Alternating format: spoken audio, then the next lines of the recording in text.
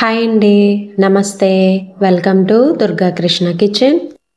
దోసకాయ రోటీ పచ్చడండి. ఎప్పుడైనా ట్రై చేశారా? టేస్ట్ అయితే భలే ఉందండి. చాలా చాలా బాగుంది. తినే కొద్దీ తినాలనిపిస్తుంది పచ్చడి అనింది.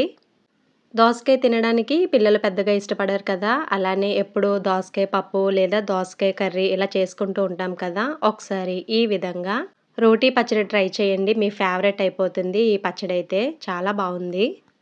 వేడి వేడి అన్నంలో కొంచెం నెయ్యి వేసుకొని, ఈ పచ్చడి వేసుకొని, కొద్దిగా ఉల్లిపాయ ముక్కలు వేసుకొని, ఆమ్లెట్‌తో తింటే ఉంటుందండి మరి. భలే బావుంటుంది. ప్రిపరేషన్ టైం కూడా ఒక పావుగంటలోపే అయిపోతుందండి. చాలా ఈజీగా ప్రిపేర్ చేసుకోవచ్చు. వీడియోలోకి వెళ్ళే ముందు మీకు గనక ఈ వీడియో నచ్చినట్లయితే తప్పకుండా వీడియోని లైక్ చేసి, షేర్ చేసి, కామెంట్ చేయండి.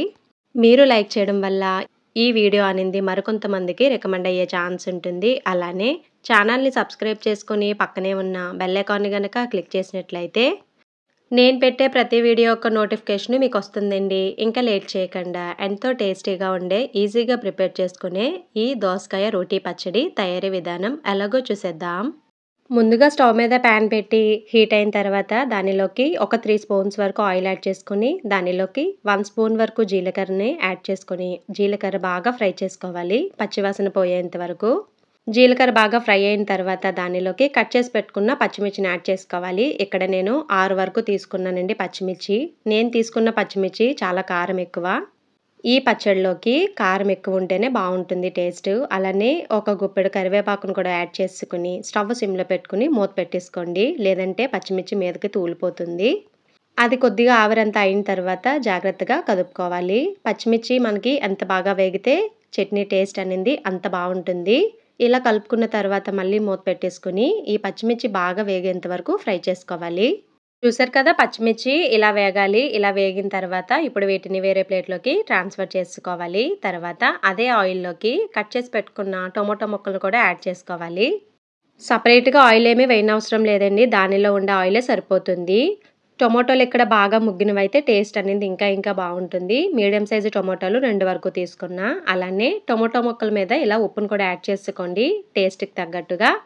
సరిపోకపోతే లాస్ట్‌లో యాడ్ చేసుకుందాం. ఇలా ఉప్పు యాడ్ చేసుకొని ఒకసారి మొత్తం బాగా కలుపుకొని మూత పెట్టుకొని ఒక 3 నిమిషాలు అలా వదిలేయాలి. ఉప్పు యాడ్ చేయడం వల్ల వాటర్ అనేది త్వరగా రిలీజ్ అయ్యి టొమాటో అనేది చాలా త్వరగా మగ్గిపోతుంది. మనకి టైం కూడా చాలా సేవ్ అవుతుంది. ఇదనే కాదండి, మీరు ఏ కర్రీ ప్రిపేర్ చేసినా సరే టొమాటో ముక్కల మీద ఇలా ఉప్పు యాడ్ చేసుకొని 3 నిమిషాలు మూత పెట్టుకొని వదిలేసుకుంటే చాలా త్వరగా మగ్గిపోతుంది. ఇది 3 నిమిషాల తర్వాత అండి. చూసారు కదా టమాటా అనేది ఎంత చక్కగా మగ్గిపోయిందో. మనం ఇలా కదిపితేనే చాలా మెత్తగా అయిపోతుంది. ఈ వాటర్ అంతా మగ్గేంత వరకు మగ్గించుకుంటే సరిపోతుంది. టొమాటో మగ్గిపోయిందండి. ఇప్పుడు వేరే ప్లేట్‌లోకి ట్రాన్స్‌ఫర్ చేసుకొని అదే ప్యాన్‌లోకి ఆయిల్ ఏమీ వేయకుండా ఇలా చిన్నగా కట్ చేసి పెట్టుకున్న దోసకాయ ముక్కలను కూడా యాడ్ చేసుకొని దగ్గర ఉండి స్టవ్ హైలో పెట్టుకొని అలా కలుపుకుంటే సరిపోతుంది. ఒక 3-4 నిమిషాలు. అంటే దోసకాయలో కొంచెం తడి ఉంటుంది కదండీ! అది అయ్యేంత వరకు మగ్గించుకుంటే సరిపోతుంది. మరి ఓవర్‌గా కుక్ అయిపోయినా మనకి టేస్ట్ అనేది అస్సలు బావుండదు. జస్ట్ ఆ తడి అంతా ఆవిరయ్యేంత వరకు అయితే సరిపోతుంది.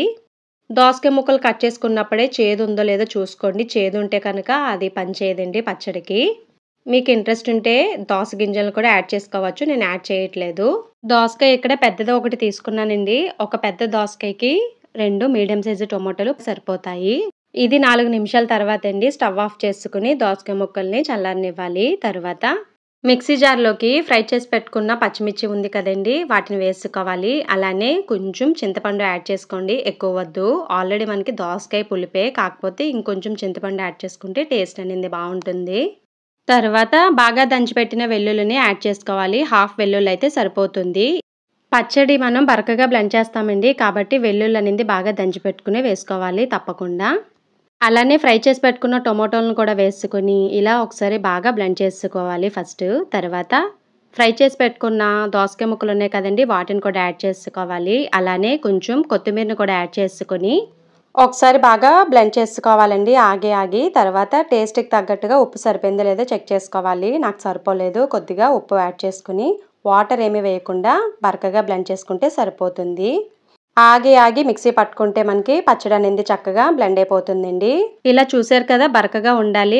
పేస్ట్‌లా అయితే అస్సలు బావుండదు టేస్ట్ అనేది. ఇప్పుడు దీనికి తాలింపు వేసుకుందాం. స్టవ్ మీద గిన్నె పెట్టుకొని హీట్ అయిన తర్వాత ఒక 1 ½ స్పూన్ వరకు ఆయిల్ యాడ్ చేసుకొని దానిలోకి హాఫ్ టీ స్పూన్ వరకు జీలకర్ర, పావు టీ స్పూన్ వరకు ఆవాలు, అలానే కొంచెం కరివేపాకు, ఎండుమిర్చి ఫ్రై చేసుకొని తాలింపును పచ్చడిలో వేసుకోవడమేనండి. ఈ తాలింపులో ఇంకేమీ వేయనవసరం లేదు. ఇలాగే బాగుంటుంది టేస్ట్ అనింది. అంతేనండి, రెడీ అయిపోయింది. ఎంతో టేస్టీగా ఉండే దోసకాయ రోటి పచ్చడి. టేస్ట్ అయితే భలే ఉంటుంది. ఒకసారి మీరు తప్పకుండా ట్రై చేయండి. ఈ పచ్చడి టిఫిన్స్‌లో కూడా చాలా బాగుంటుందండి, అన్నంలోకే కాదు. మరి నచ్చిందా మీకు ఈ వీడియో? మీకు గనక ఈ వీడియో నచ్చినట్లయితే తప్పకుండా వీడియోని లైక్ చేసి, షేర్ చేసి, కామెంట్ చేయండి. అలానే ఛానల్‌ని సబ్స్క్రైబ్ చేసుకొని పక్కనే ఉన్న బెల్ ఐకాన్‌ని గనక క్లిక్ చేసినట్లయితే నా వీడియోస్ మీరు రెగ్యులర్‌గా ఫాలో అవ్వచ్చు.